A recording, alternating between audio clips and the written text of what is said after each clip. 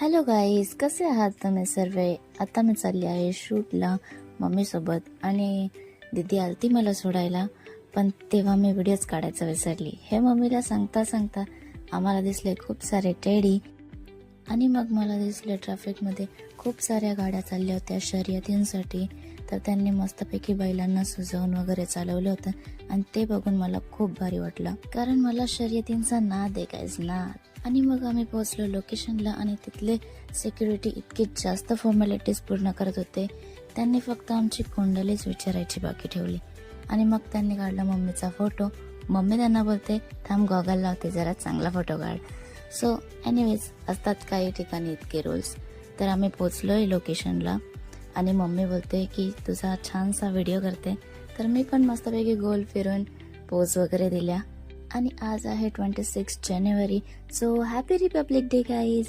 आणि इथे छोट्या मुलांचा डान्स चालू होता देशगीतांवर. तर मीही माझा थोडासा डान्स करून लहानपण आठवलं आणि मी आता चालली. सो चला.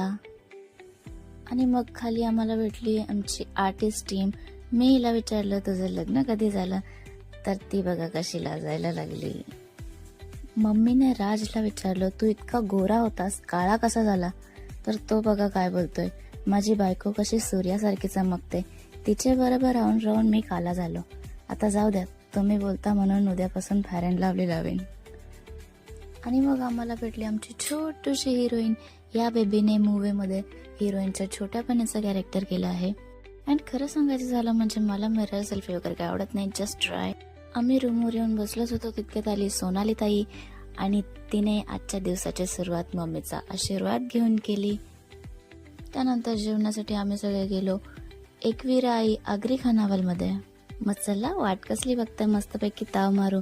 मीनी मागवली चिकन थाली आणि मस्तपैकी असं लिंबू वगैरे पिळून मी जेवणाची केली सुरुवात. आणि जेवण पण एकदम छान होता, विषयच नाही. जेवण झाल्यावरती मग मी गेली रेडी व्हायला. आणि हा आहे माझा टुडे लुक. गाडी येईपर्यंत मम्मीने घेतले माझे फोटोज आणि व्हिडिओ क्लिक करायला. आणि गाईज, माझा मिनी व्लॉग मिनी करता करता कधी मोठा झाला मला कळलंच नाही. नेक्स्ट पार्ट अजिबात मिस करू नका. भेटूया पुन्हा एकदा.